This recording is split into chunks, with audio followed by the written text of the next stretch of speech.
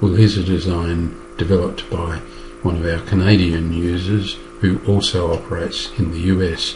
So you may be able to see at the top of the screen, dimensions are in imperial 3 foot 8 inches. I'll just change the view from background colour black to white to give you a little better view of it. And some interesting work's been done here. This particular symbol here, if we dive into it and edit the block and click there, you can see transparency has been set to 150. And let's close the block editor. That means that some of the underlying boundary and paving underneath shows through the symbol, and that's quite useful.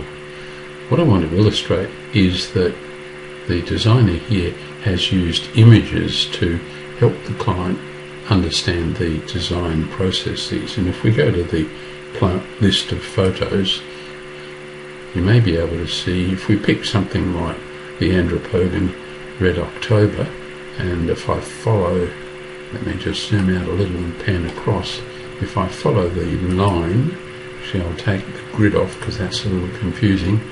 If I take that line, the Red October, that should be sitting in this frame, and if I pick that frame, there's nothing there at the moment, but let me just expand. You can see that it should be picking up an image called Andropogon Red October. If we go to the format and images, you can see there are lots and lots of images here, and of course they're not found. So if you're sending a gCADPlus design to some other designer and you want to incorporate photos, you need to package up those photos maybe as a zip file or a 7Z file and include those when you are sending a drawing to them. If you use our SPP database, our plant database application, and let's swing to it now, we can pretty quickly populate this design with some images. They won't be identical to those which this designer has used, but we can quickly fill out this sort of detail. So let's switch to SPPDB, and here we are, and I've searched for Andropogon, and let me just show, it's just a matter of diving in, opening it up, do a quick find, and we're sitting at record 49 of 364, and the image has been saved.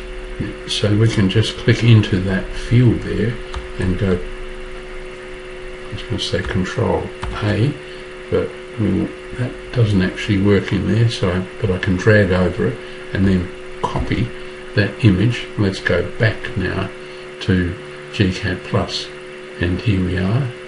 So let's go back to gCADPlus, and we can now populate. We can use insert raster and put that one in. So let's draw, insert the raster image, and we can say add, and we know the full path of that file, so now we can pick it up and insert it, and like so, and that's going to fill in quite nicely. So can you see that handling images, you do need to take a little care when handling images. And if we go back to the format and image here, the new one that we've added is there, but there's the Andropogon Red October. If you've substituted then you would clearly want to delete that one, and it's now gone. So I hope you see that handling images can be a bit tricky in the gCADPlus environment. gCADPlus just stores a path to the location of the file, and SPPDB is designed to help you quickly find the drawing, copy the path, and then paste it back into a model such as this.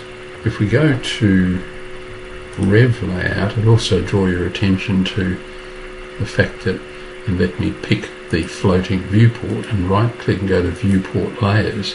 Can you see different layers within this particular layout have been turned off and others left on to give you the view that you want. If we go back to the model you can see how cluttered the model is, and so in that floating viewport a layer called base has obviously been turned off because the dwelling information is no longer showing.